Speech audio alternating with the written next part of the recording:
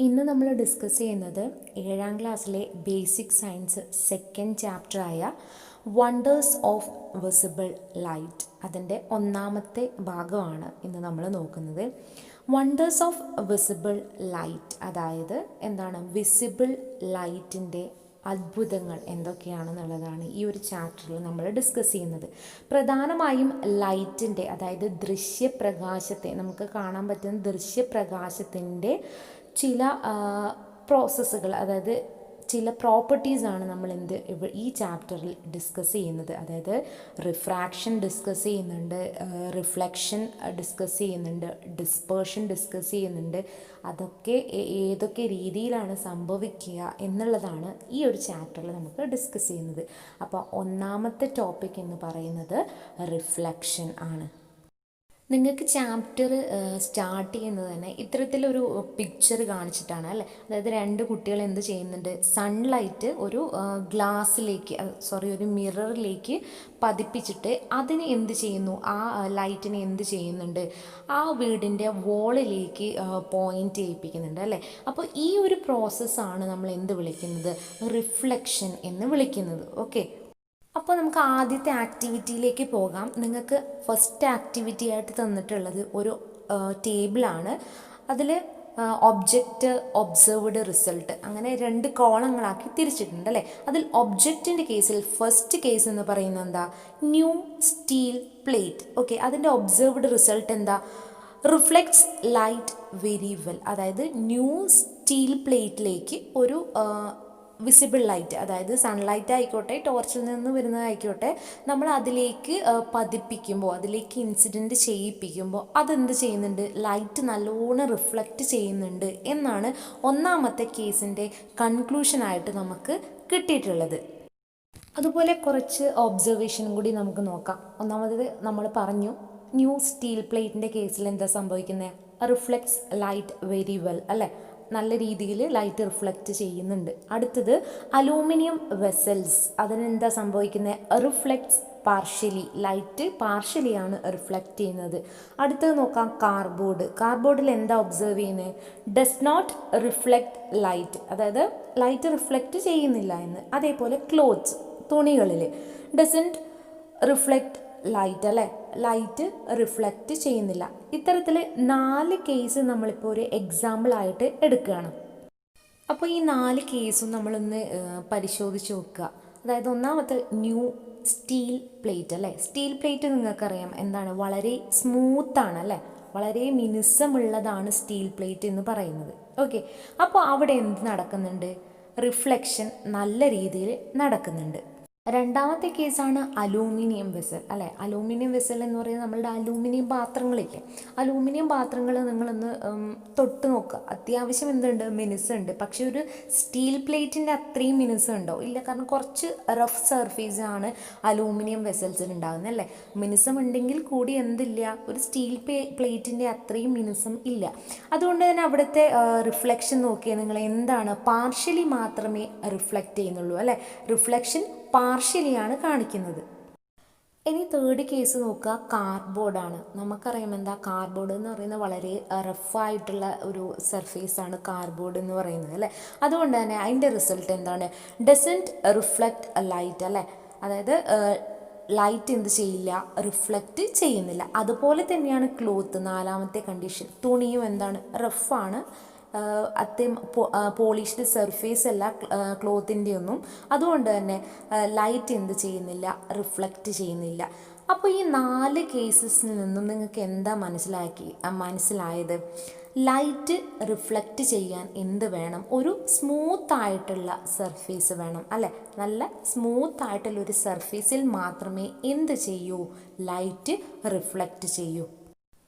That means smooth surface can return the light ray that falls on it. അതായത് മിനുസമായ പ്രതലത്തിന്, അതായത് smooth സർഫേസിന് എന്ത് ചെയ്യാൻ പറ്റും, അതിൽ പതിക്കുന്ന ലൈറ്റ് റേനെ റിട്ടേൺ ചെയ്യാൻ പറ്റും. അതായത് തിരിച്ചയക്കാൻ പറ്റും. അതിൽ പതിയുന്ന ലൈറ്റ് റേനെ തിരിച്ച് പുറകോട്ട് തന്നെ ബൗൺസ് ചെയ്ത് ബാക്ക് ചെയ്യിക്കാൻ ഏതിന് പറ്റും? ഒരു സ്മൂത്ത് സർഫേസിന് പറ്റും എന്നാണ് പറയുന്നത്. അല്ലെങ്കിൽ as the nature of surface become rough, reflection become difficult. അല്ലെങ്കിൽ എങ്ങനെ പറയാം നമുക്ക്? അതായത് സർഫേസ്, നേച്ചറിൻ്റെ സർഫേസ് റഫ് ആകുമ്പോൾ റിഫ്ലക്ഷൻ എന്താകും? ഡിഫിക്കൾട്ടാവും. അതായത് സർഫേസ് റഫ് ആകുമ്പോൾ ലൈറ്റിനെ പുറകോട്ട് വിടാതെ ആ ഒരു റഫ് സർഫേസ് എന്താ ചെയ്യുക?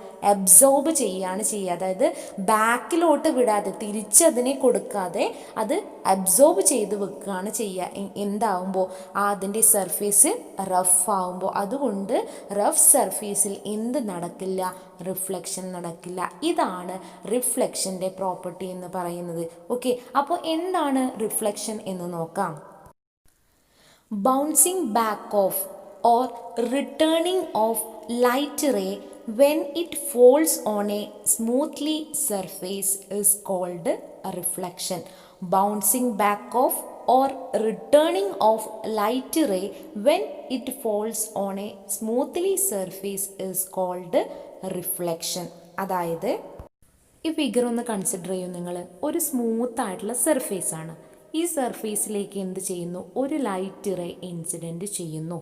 ആ സർഫേസിൽ തട്ടി അത് എന്ത് ചെയ്തു പോകുന്നു? ബാക്ക് ചെയ്തു പോകുന്നു, റിട്ടേൺ ചെയ്തു പോകുന്നു. ഈ ഒരു പ്രോസസ്സിനെയാണ് നമ്മൾ എന്ത് വിളിക്കുന്നത്? Reflection. That is bouncing back of light ray when it falls on a smoothly surface. Then റിഫ്ലക്ഷനെ നമുക്ക് രണ്ടായിട്ട് കാറ്റഗറൈസ് ചെയ്യാം. ഒന്ന് റെഗുലർ റിഫ്ലക്ഷൻ, അടുത്തത് ഇറഗുലർ റിഫ്ലക്ഷൻ അഥവാ ഡിഫ്യൂസ് റിഫ്ലക്ഷൻ. അപ്പോൾ എന്താണ് regular reflection? It reflects regularly reflect ചെയ്യുന്നതാണ് റെഗുലർ റിഫ്ലക്ഷൻ. അപ്പോൾ എന്താണ് റെഗുലർലി എന്നുകൊണ്ട് ഉദ്ദേശിക്കുന്നത്? ഒരു സ്മൂത്ത് സർഫേസ് കൺസിഡർ ചെയ്യാം. ഓക്കെ, ദെൻ ആ സ്മൂത്ത് സർഫേസിലേക്ക് ഒരു ലൈറ്റ് റേ ഇൻസിഡൻറ്റ് ചെയ്യുന്നു. ഇൻസിഡൻറ്റ് ചെയ്തതിന് ശേഷം അത് റിഫ്ലക്റ്റ് ചെയ്ത് ബാക്ക് ചെയ്തു പോകുന്നു. ഇനി നമ്മൾ ആ പോയിൻ്റ് ഓഫ് ഇൻ്റർസെക്ഷനിൽ, ആ കൂട്ടിമുട്ടുന്ന ആ പോയിൻറ്റിന് കണക്കായിട്ട് ഒരു നോർമൽ വരയ്ക്കുകയാണെന്ന് വിചാരിക്കുക.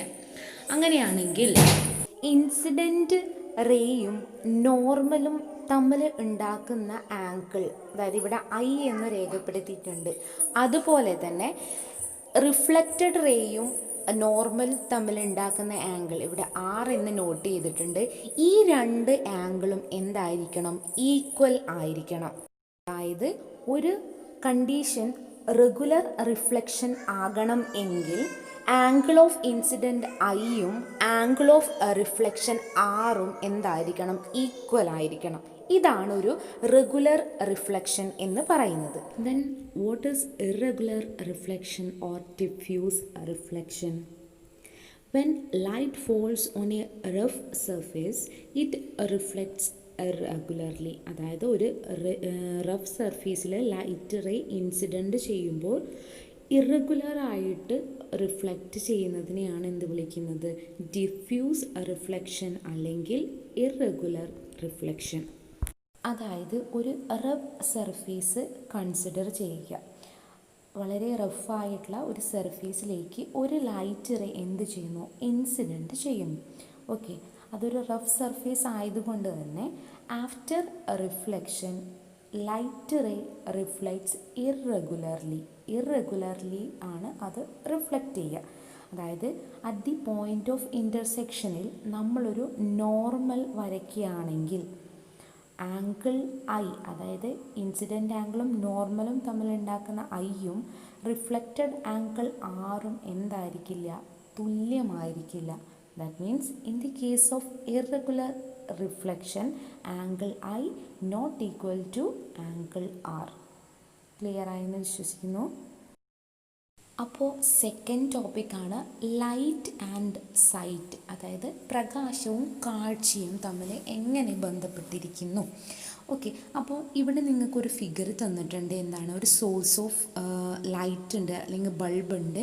ആ ബൾബ് എന്ത് ചെയ്യുന്നു, ബൾബിൽ നിന്ന് ലൈറ്റ് ഒരു ബുക്കിൽ ഇൻസിഡൻറ്റ് ചെയ്യുന്നുണ്ട്. ബുക്കിൽ തട്ടി ആ ലൈറ്റ് റിഫ്ലക്റ്റ് ചെയ്ത് അത് വായിക്കുന്ന ആളുടെ കണ്ണിലെത്തുന്നുണ്ട്. ഓക്കെ, അതായത് ആ കണ്ണിലെത്തുമ്പോഴാണ് നമുക്ക് എന്ത് കാണാൻ പറ്റുന്നത്, ആ ബുക്കിനെയും ആ ബുക്കിലുള്ള ലെറ്റേഴ്സും കാണാൻ പറ്റുന്നുണ്ട്. അതായത് റിഫ്ലക്ഷൻ എന്ന് പറയുന്ന പ്രോസസ്സാണ് നമ്മൾക്ക് ഒരു ഒബ്ജക്റ്റിനെ ക്ലിയർ ആക്കി തരുന്നത് എന്ന് പറയാൻ പറ്റും. അതായത് the light rays that falls on a object get reflected and reach our eyes, thus we are able to see the object. അതായത് ലൈറ്റ് റേ ഒരു ഒബ്ജക്റ്റിൽ തട്ടി റിഫ്ലക്റ്റ് ചെയ്ത് നമ്മുടെ കണ്ണിലെത്തുമ്പോൾ മാത്രമേ നമുക്ക് എന്ത് കാണാൻ പറ്റൂ, ആ ഒബ്ജക്റ്റിനെ കാണാൻ പറ്റും. അതുകൊണ്ടാണ് ലൈറ്റിൻ്റെ ആബ്സെൻസ് ഉള്ളത് കൊണ്ടാണ് ഡാർക്ക് റൂമിൽ നിന്ന് നമുക്കൊന്നും വിസിബിൾ ആവാത്തത്. അതായത് നല്ല ഇരുട്ട് മുറിയിൽ നമുക്ക് എന്തെങ്കിലും ഒബ്ജക്റ്റ് കാണാൻ പറ്റുമോ? പറ്റില്ല. കാരണം എന്തില്ല അവിടെ, ലൈറ്റ് ഇല്ല അല്ലേ. അപ്പോൾ നമ്മളുടെ കാഴ്ചയിലെ പ്രധാന ഘടകമാണ് എന്ത്, ലൈറ്റ് എന്ന് പറയുന്നത്. ലൈറ്റ് റേ ഒരു ഒബ്ജക്റ്റിൽ തട്ടി റിഫ്ലക്റ്റ് ചെയ്ത് ആ റിഫ്ലക്റ്റഡ് റേ ഒബ്സർവറിൻ്റെ കണ്ണിലെത്തുമ്പോഴാണ് ഒരു ഒബ്ജക്റ്റ് വിസിബിൾ ആവുന്നത്. ക്ലിയർ ആയി കാണുമല്ലോ. ഓക്കെ, വേറെയും 2 പിക്ചേഴ്സ് നിങ്ങളുടെ ടെക്സ്റ്റ് ബുക്കിൽ കൊടുത്തിട്ടുണ്ട്. ഒന്നാമത്തെ ചോദിക്കുന്ന, how does the driver see the boy crossing the road during day time. Okay, day ടൈമിൽ എങ്ങനെയാണ് കാണുന്നത്, ആ കുട്ടിയിലേക്ക് സൺലൈറ്റ് ഇൻസിഡൻറ്റ് ചെയ്യുകയും ആ ഇൻസിഡൻറ്റ് ചെയ്ത സൺലൈറ്റ് റിഫ്ലക്റ്റ് ചെയ്തിട്ട് ഡ്രൈവറുടെ കണ്ണിലെത്തുമ്പോഴാണ് ആ കുട്ടിയെ കാണാൻ പറ്റുന്നത്. ഓക്കെ, അതുപോലെ how is the dog seen when torch is lighted.